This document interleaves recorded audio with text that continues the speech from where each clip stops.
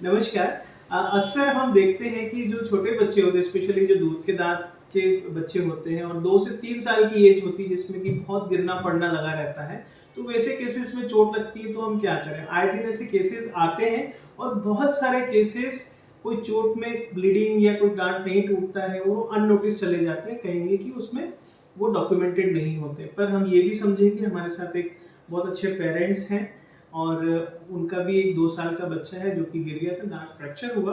वो पूरी कहानी समझेंगे, क्या-क्या हम कर सकते हैं कि इस तरीके सी चीज़ों में जब चोट लगती है तो उसके फ्यूचर कॉन्सिक्वेंसेस को हम कैसे रोक सकें, उसमें क्या-क्या ध्यान देने और समझने वाली बात है। नमस्कार सर, पहले मुझे आप बताइए आप कहाँ से आए हैं और क्या बच्चे के साथ उस दिन चोट लगी थी? हम लोग आए मनावर से। हुँ। बच्चा गिर गया था हमारे सामने, चेयर पे बैठा था। हुँ, चेयर से गिरा तो उसके 2 दाँत आगे के आधे-आधे टूट गए थे। हुँ। ब्लीडिंग भी हुई। ब्लीडिंग भी हुई थी। तो फिर क्या आपने क्या स्टेप्स लिए, मतलब क्या फर्स्ट एड पल्स किया? उसमें पल्स जमने लग गया था। हुँ, हम हुँ। लोग गए डेंटल के पास में मनावर में। तुरंत ही गए या थोड़ी देर 1 दिन बाद गए थे। 1 दिन बाद? हुँ। तो वहाँ पे जैसा हो नहीं पाया था हमसे। जैसे क्या अड़चनें आई, जैसे क्या समझे हम उसको? उन्होंने बोला दाँत निकालना पड़ेगा। हुँ, सोचा दाँत तो नहीं निकालेंगे। हुँ, फिर हम दूसरे के पास गए। हुँ, फ्रेंड था मेरा दीपक पाटीदार, डेंटिस्ट है ये। हुँ। उन्होंने बोला कि हाँ, इंदौर चले आपने जाओ यहाँ आप। का सजेस्ट हाँ, किया, ठीक है। और इस बीच कितना टाइम निकल गया था यहाँ तक आते 5 से 6 दिन निकल गए। 5 से 6 दिन निकल गए थे।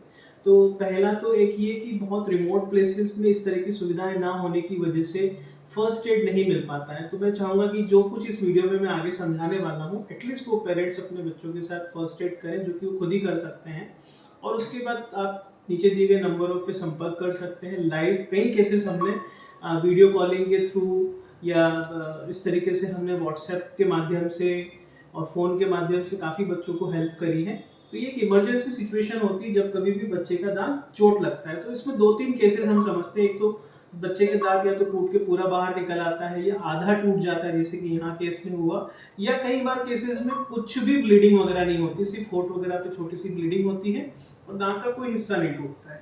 बट जो आपके बच्चे के साथ था, ये कॉम्प्लिकेटेड क्राउन रूट फ्रैक्चर था आगे के 2 दाँतों में और एक दांत में पल्प एक्सपोजर था। तो इस तरीके से हमने 5-6 दिन में ये देखा कि जो अंदर पल्प होता है, जो नसें होती हैं, चूंकि इन्फेक्शन उस पे लगा रहा क्योंकि वो ओपन हो गया, घाव जैसे हमारे कट हो जाता है और वो ओपन हो जाता है, तो उसमें दूसरे इन्फेक्शन आ जाते हैं। उस वजह से जो पल्प पॉलिप बन गया था, एक छोटी सी गठान टाइप की बन गई थी जिसके अंदर खूब सारा ब्लड वेसल्स थे, खूब सारा ब्लीडिंग था। तो वो बार बार ब्लीड भी हो रहा होगा और उससे दर्द भी कर रहा होगा। ठीक है, तो ऐसी सिचुएशन में हमारे पास आप आए थे और हमने फर्स्ट जो अटेम्प्ट था उसमें छोटा सा इंजेक्शन लगा के उसको सुन करके लेजर के माध्यम से उसको पूरा जो पल्प पॉलिप था उसको अंदर से जड़ से हटाया। हमने ये भी देखा कि पीछे की तरफ से जो फ्रैक्चर है वो मसूड़ों के थोड़ा नीचे है। तो डिसाइड ये करा क्योंकि बच्चा अभी 2 साल का है और अभी 7-8 साल पे वो दांत रिप्लेस होगा, तो हमने ये सोचा कि इसकी रूट स्टम्प्स को हम कंजर्व करें। इसको बोलते हैं रूट कंजर्वेशन या रूट एम्पुटेशन प्रोसीजर। इससे ये होगा कि वहाँ पे जो जड़ है वो बनी रहेगी और पक्के दांत को गाइडेंस देगी। फॉलोअप में रखेंगे, अगर कुछ में इन्फेक्शन होता है तो फर्दर कोई स्टेप्स हम लेंगे, बट फर्स्ट हमें उस रूट स्टम्प को बचाना था, जो कि हमने बचाया। दूसरा दांत ठीक था, उसमें हमने नस का थोड़ा सा ट्रीटमेंट करके, पल्पोटॉमी बोलते हैं, ऊपर ऊपर की नसें हमने क्लीन करके ड्रेसिंग डाल के उसको सील कर दिया। तो इस तरीके से हम जब भी इस तरह के केसेस देखते हैं, स्पेशली 2 से 3 साल के अधिकतर बच्चों में, कई बार वॉकर चलते वक्त, कई बार खेलते उछलते कूदते, बहुत ज़्यादा जो चंचल बच्चे होते हैं वो तो गिरते पड़ते रहते ही रहते हैं। ऑलमोस्ट 80% बच्चों की कहीं ना कहीं नोटिस्ड या अननोटिस्ड चोट की हिस्ट्री रहती ही रहती है। तो उस केस में कुछ नहीं करना, सिंपल सा आपको जो नंबर हमारे हैं वो शेयर करना है, डॉक्टर के पास जाना है। लेकिन डॉक्टर के पास भी अड़चने होती है क्योंकि अप टू डेट गाइडलाइंस के इम्प्लीमेंटेशन क्लिनिशियन को करना तभी संभव है जब वो रिसर्चेस में क्या अपडेशन आ रहा है उससे वो नॉलेजेबल, वो अपडेटेड हो। तो इस तरह के चैलेंजेस आते हैं स्पेशली बच्चों में। और कई बार इस तरह की सलाह जैसे आपको मिली कि दांत को निकाल दिया जाए फर्स्ट पहली दृष्टता में, तो ऐसे स्टेप्स कंजर्वेटिव नहीं माने जाते हैं। और आज तो कंजर्वेटिव प्रोसीजर्स की बड़ी चलन है, साइंस उतनी डेवलप हुई है कि हम बचे हुए दांत के हिस्से को भी काफ़ी हद तक बचाने की पूरी कोशिश करते हैं। तो इस तरीके से छोटे बच्चों में जब भी चोट लगती है तो इस तरीके से हम मैनेज कर सकते हैं। सर, इन ऑल आपको थोड़ा डर भी होगा कि छोटा बच्चा है कैसे कराएगा, और ड्यूरिंग प्रोसीजर भी थोड़ा बच्चा रोता ही है। तो इन ऑल कैसा एक्सपीरियंस रहा? क्या बहुत ज़्यादा डर तकलीफ वाला था या?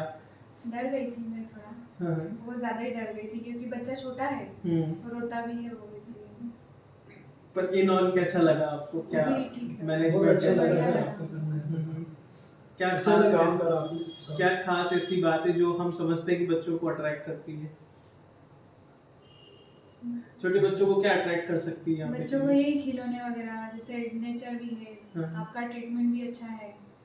तो देखो क्या होता है, छोटे बच्चे बहुत ज़्यादा एक तरीके से मोनोटोनस क्राई करते हैं। जैसे कि बच्चा बहुत मोनोटोनस क्राई कर रहा था, वो नीचे से ही स्टार्ट हो गया था क्राई करना, और ड्यूरिंग प्रोसेस भी वैसे ही मोनोटोनस। तो ये बच्चे क्या है कि उस सिचुएशन से बाहर निकलने के लिए अपने आप को इस तरीके से टेंड्रम्स दिखाते हैं, हाँ। या कहेंगे कि जिद्दीपना दिखाया है या फिर चंचलता दिखाई, तो वो उनका एक ढंग होता है। तो ऐसे केसेस में क्योंकि बच्चा 2 साल का है, वो अपना अच्छा बुरा नहीं समझता है, तो हम कोई भी टॉक करके उसका बिहेवियर को मॉडिफाई नहीं कर सकते।